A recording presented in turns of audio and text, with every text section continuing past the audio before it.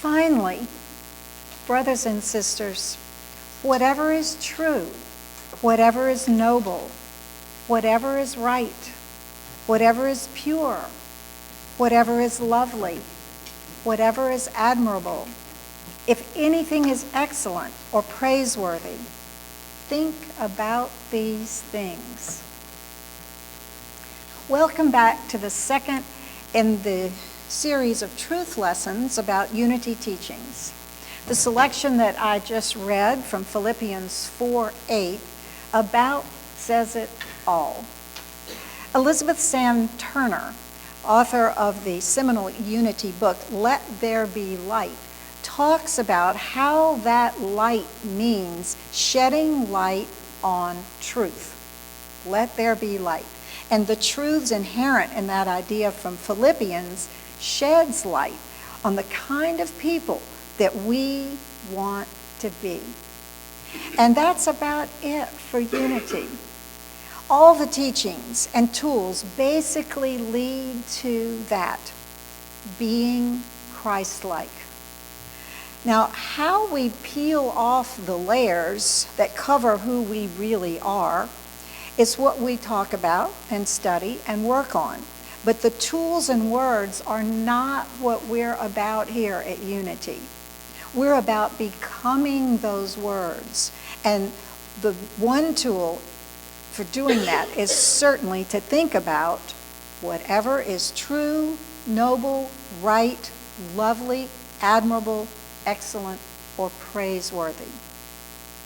Sometimes to do this, we need to take a spiritual retreat of sorts from the worldly, artificial, mundane life of materialism, ego drives, and negativity. A retreat where you go to a place of peace and truth, where eternal wisdom rules over man-made phenomenon. Another way to say it might be a retreat into the spiritual realm of life where you let go of all that is creating havoc or suffering in your life. This would be the place where you realize your oneness with the divine and with all of life. I consider these weeks where we dive into the unity teachings a spiritual retreat. Afterwards, you can officially become members of Unity of New Orleans should you choose to. And I repeat, this doesn't involve any kind of financial or time commitment. Just a pledge on your part to pursue your spiritual life with others on the path of becoming spiritual beings. Or more rightly put, realizing that you are spiritual beings. If you're just interested in learning about some very fascinating spiritual ideas, that's fine, and we love having you here. But I'd like to make clear that we're about using the ideas as an arrow to point us in the right direction. The teachings aren't what we're about, as fascinating as they are.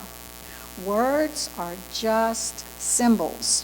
It's what those symbols mean and what they're pointing to that we're interested in here. We're about being those teachings. Another way to put that might be becoming the Christ. We love fascinating ideas, and we have all kinds of classes here and speakers and individual conversations about them. But we're about going the whole 9 yards and becoming the ideas that we study and manifesting our divinity in our daily lives. Thus, the idea of a retreat is not losing time at all. It's study, loftier thinking, and recharging of ourselves in a way wherein we will emerge stronger and more effective and more real.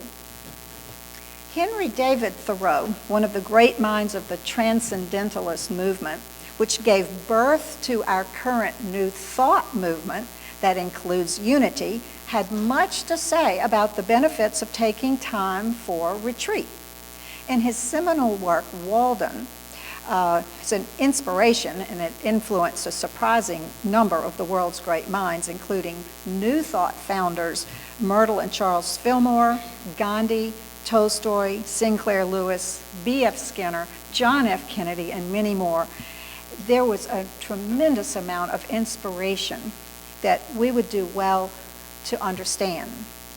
Thoreau and other transcendentalists inspired true revolution on the relative plane in Russia and India, for example. And they were instrumental in creating a spiritual revolution with the New Thought movement, an inner revolution. That's what we're about here, an inner revolution that will result in creating a new world within ourselves, which will then transform our outer world. What can be more revolutionary than seeing and living with purely spiritual vision and choosing to live our lives on that spiritual level, a level which produces healthy, happy, peaceful, and abundant lives? We know that this is possible. Sometimes we just have to take a retreat from our mundane existence to access those higher realities, like the Transcendentalists did. Since Thoreau and the Transcendentalists influenced the New Thought movement, out of which unity came, I'd like to give you a little bit of the flavor of Thoreau's thoughts while he was on one of his long retreats to Walden Pond. It's kind of a metaphor for what we're trying to do by retreating from the temporal into the absolute levels of reality. In his seminal work, Walden, Thoreau wrote the following, and I quote, "Sometimes I sit in my sunny doorway from sunrise till noon, wrapped in reverie, amidst the pines and hickories and sumacs, in undisturbed solitude and stillness, while the birds sing around or flit noiselessly through the house until the sun falls in at my west window, or until I hear the noise of some traveler's wagon on a distant highway. I was reminded of the pass of time. I grew in those seasons like corn in the night. It was not time subtracted from my life, but so much over and above my usual allowance. I realized what the Orientals meant by contemplation and the forsaking of work. To some extent and at rare intervals, even I am a yogi."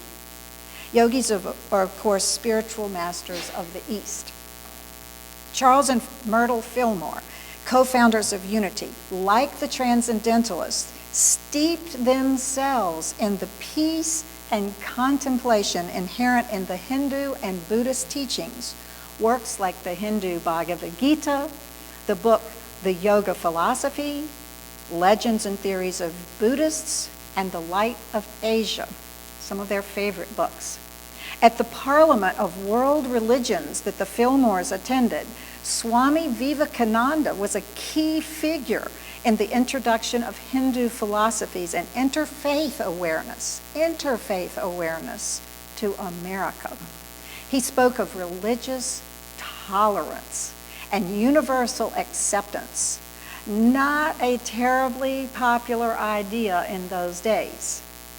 From there, Unity founders joined other groups in challenging the widespread Western understanding of the divine. Today, the idea of one God, the same God, expressed in different religions is very popular, but the notion was relatively new when the Fillmores began their quest.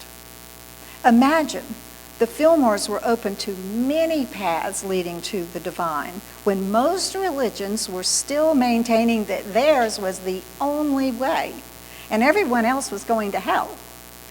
They were extremely avant-garde, too, as few people in those days even knew about Eastern religions. This was the end of the 19th century. Unity is still benefiting from positive practical concepts from Eastern religions, and the Unity teachings parallel them to a great extent. Particularly similar is the idea of becoming a mystic. That is, becoming one with the divine. Instead of thinking of God as some anthropomorphic grandfather out there with a long beard sitting on some cloud throwing thunderbolts at those who eat meat on Fridays and awarding red sports cars and maybe parking places to those who say enough Hail Marys. Unity and the East agree that we are all parts of the divine and that God isn't somewhere out there answering our calls if we're the chosen ones. God is everywhere, including, maybe especially, in us. This is a major unity teaching, that we are all the chosen ones, regardless of our man-made religions.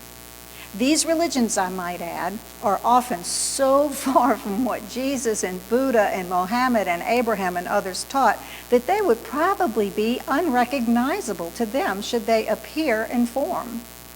I sometimes imagine them scratching their heads when they see people killing out there in their names.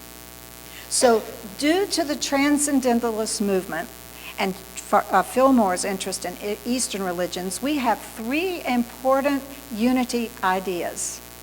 One, we say it every Sunday, there's only one power and one presence in the universe, and that is God the Omnipotent. That is, God is not out there somewhere. He's in us, he's everywhere. This parallels Hinduism exactly and deviates quite a bit from traditional Western God, who is out there and apart from us. A God that we beseech to give us what we want, like some Santa Claus. Unity says that God is everywhere and thus flows through us because we are a part of the divine. The Bible says, Psalms 82:6, ye are gods. That is, we can become the Christ. This was and still is heresy in many circles in the West. But Jesus clearly said, these things that I do, ye shall do also, and greater. How much clearer can it be? We say it all the time here because it's such an important unity belief. We can become the Christ. We can be loving, forgiving, healthy, peaceful, compassionate, joyful, and secure. We can live on a higher level than the worldly, material level. We know there are higher realities. Secondly, unity teaches us, as you saw in Thoreau's writing, to withdraw from the idea that the traditional materialistic world is the only reality. The Transcendentalists taught that there is a great spiritual presence that we can become one with. The idea of a retreat from the traditional societal programming can only lead us to far greater understanding that can give us peace, joy, and abundance in myriad forms. This retreat for Thoreau and the Transcendentalists was a physical retreat. They withdrew from city life and went to the pastoral country for rejuvenation. For Unity students, it's more psychological. It's a psychological retreat. We tend to be more in the world, but not of it. In the sense that we don't buy into traditional ideas like we were born in sin, or that if we don't observe certain religious rituals, we'll go to hell. Jesus never said these things. Dante's Inferno did. Men cooked hell and damnation up, probably for political control reasons, or maybe just out of ignorance. But whatever the reasons, we don't believe we're going to hell if we work on the Sabbath, eat meat on Fridays, practice birth control, or fail to tithe 10% of our salaries. In fact, we don't believe in hell at all. We pretty much just go by the pure teachings of Jesus and not all the man-made rules and ideas that the church cooked up after the fact. Unity, in short, has no dogma. at all.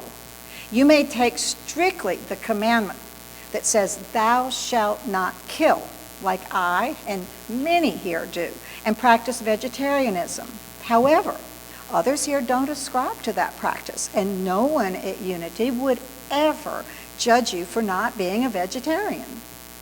We're very open-minded as a group, yet I do think most of us here would say that our spiritual lives are pretty much what we are about, and that whatever else we do fits into that and not the other way around. We don't put our spiritual lives first and foremost because we fear hell and damnation, but because we know that practicing truth is just smart.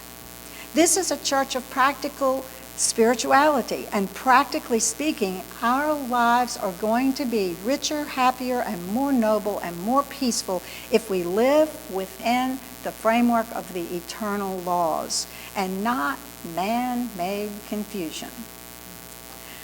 So there is no dogma associated with unity, but there are definitely some fundamental unity beliefs that you may ascribe to or that you may want to put on the back burner for now. What are these beliefs? First of all, unity believes that there is only one presence and one power in the universe, and that all life is one within that presence and power. That is, as we've said, is an example of the influence of Eastern teachings. Unity believes that there are many paths that lead to the eternal truths, the wisdom of the ages, and unity honors them all. But our path is Christian. We are Westerners, and that is our heritage. So the eternal truths are much easier to understand within a Western Christian context. So despite the influence of the East, unity is Christian-based, and Jesus Christ is our way-shower.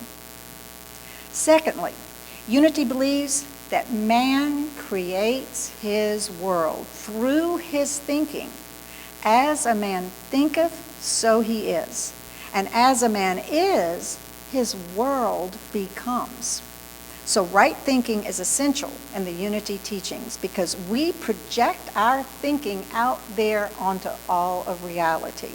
Life is a big Rorschach inkblot test in that regard. For example, a belief in lack, evil, or various kinds of sickness of mind and body are worked with as things not real and on an absolute level. On the relative plane, we get conditioned to believe in lack, negativity, and a sense of worthlessness, for example. But on the absolute level, there is nothing to overcome. It's all perfect, and it's all in divine order. You are perfect and divine. Unity teachings give you a chance to observe your inner workings with the intention of making a breakthrough to a higher understanding of life, and thus a better life. We create our reality with our thinking.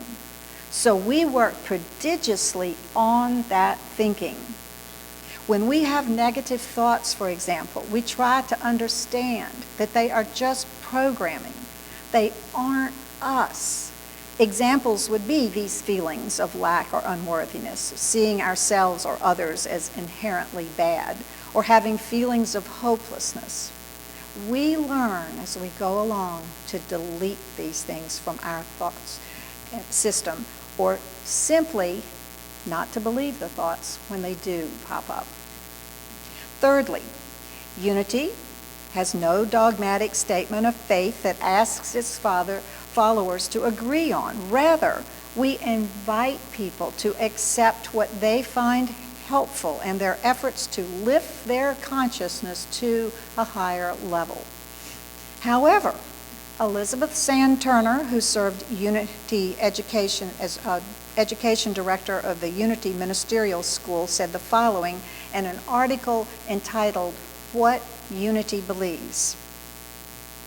Unity offers a comprehensive teaching to those who are seeking a deeper knowledge of spiritual things. People may greatly benefit by a few constructive ideas, but in order to acquire the understanding of Unity co-founder Charles Fillmore, they should have a fuller grasp of the principles upon which Unity teaching is based and the reasons why these principles were adopted. Spiritual principle is embodied in the sacred books of the world's living religions. Christians hold to the Bible as the supreme exponent of spiritual principle. Unity teachings are based on the Bible. Some of its teachings are in accord with the orthodoxy, some are quite unlike it. Unity holds that as our spiritual consciousness expands, we will receive ever-increasing revelations of truth. Unity holds that one's higher self, which is the true self, is divine and spiritual. In the New Testament, this self is represented by the Christ whose qualities are inherent in all of us. Unity believes that Jesus was spiritual man in expression. Jesus was potentially perfect, and he expressed that perfection. We are potentially perfect, but we have not yet expressed it. The acorn carries the seed of the oak, yet until it takes root and grows into a tree, we don't call that acorn an oak tree. The Christ is in us never changes. It always has been and it always will be perfection. When we let negative emotions dominate us, though, it pulls against our inevitable evolution. Eventually, we must become one with the divine to realize our full potential. When our attention is directed toward the spiritual realm, our thoughts partake of the nature of the divine and are constructive, making for healthy and happy conditions in our lives. When our attention is focused on the world, or when we permit ourselves to enter into the negative beliefs and opinions of others, or even those arising in our own minds, our thoughts are of a destructive nature, and the results are distressing and troublesome conditions in our lives. To improve the quality of our thoughts is to begin the process that results in better physical and environmental conditions. So, think on whatever is true, honorable, just, lovely, and gracious. In his book, Mysteries of Genesis, Charles Fillmore writes, and I quote, "Man fell because he departed from spiritual consciousness and saw both good and evil. If he had held to the one good, good is the only thing that he could have manifested." We are prone to think of the fall of man as something that happened a long time ago in the Garden of Eden. Instead, we should realize that the scene depicted in the Garden of Eden is being reenacted in our lives every single day. Whenever we accept a restricting condition as having reality or finality, it proves that we have eaten of the forbidden fruit from the tree of good and evil, and our eyes are open to the possibility of bad. We are hearing its voice instead of the divine's. And last but not least, Unity believes in prayer and believes that prayer is as necessary to happy and successful living as breathing is to physical living. Unity stresses the necessity of daily prayer and the importance of not merely asking God for the fulfillment of our ego desires, but of communing with God and surrendering completely to the will of the divine or the higher truth. I repeat, a complete surrender. Into thy hands I commit my spirit. Through prayer, we invite God to take charge of us, knowing that we will be in peace, harmony, and have love in our lives. Through prayer, we can build our ark which will rise above the troubling times and floods of life. Remember Noah, the man who found grace in God's eyes because he was righteous and just? He walked with God, and because of it, he was preserved when the floods came, the floods symbolizing for us hard times in our lives. Noah was instructed to build an ark into which he and his family and 2 of every living creature were to retire during the flood that was to cover the earth. Charles Fillmore says, the ark represents a positive, saving state of consciousness which agrees with or forms a covenant with the principle of being. This consciousness is built when we rest in God, when we pray ceaselessly.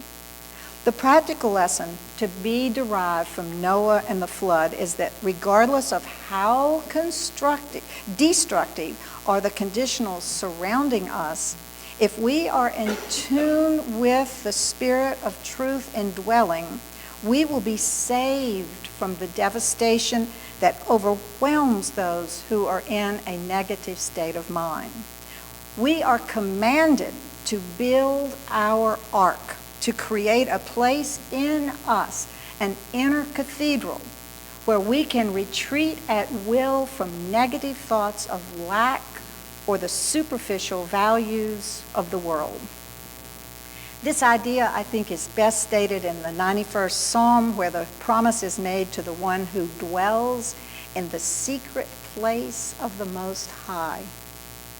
1,000 shall fall at thy side, and 10,000 at thy right hand, but it shall not come to thee. In other words, we shouldn't be afraid when dread conditions, floods appear, probably a very appropriate symbol for us in New Orleans. We can go to the ark that we have built, our spiritual consciousness, and we will always be safe. The retreat in the case of Noah's Ark was from the world that wasn't living according to the divine levels and the eternal laws of life. And the ark is a spiritual level of life on which we can all float to safety. Unity's teachings offer many tools with which to build that ark. Stay tuned. The building lessons will continue so that you too can rise more easily above the turmoil of the world and live a holy life filled with joy, health, love, and abundance. Amen.